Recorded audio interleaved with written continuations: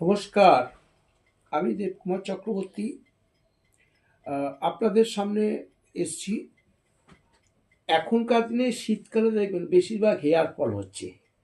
এই হেয়ার ফলের জন্য আপনারা অনেকভাবে চিন্তিত যে গোছা গোছা চিরুনি দিয়ে চুল আসলে গোছা গোছা চুল উঠে আসছে, এবং মাথার মধ্যে দেখবেন একটা চাপ চাপ একটা যেন খুশকি টাইপের দেখা দিচ্ছে, এবং এই খুশকির ফলে অনেক সময় মুখে ব্রণর আকার দেখা দেয়।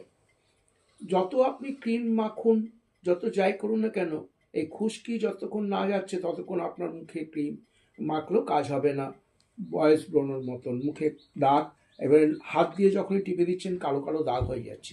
এটার জন্য আপনাকে অ্যান্টি ড্যান্ড্রফ শ্যাম্পু অবশ্যই ব্যবহার করতে হবে খুশকির জন্য এবং চুল ওঠার জন্য। এই চুলটা যে উঠছে,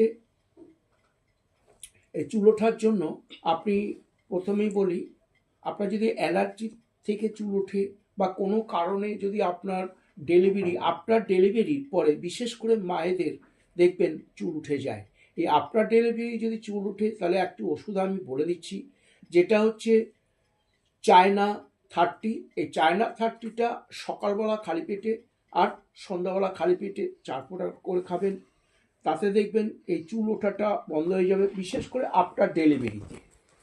এবং তার সাথে দেখবেন চুলের গ্রোথটা, যখনই চুলটা ওঠা বন্ধ হয়ে যাবে চুলের গ্রোথটা আসবে।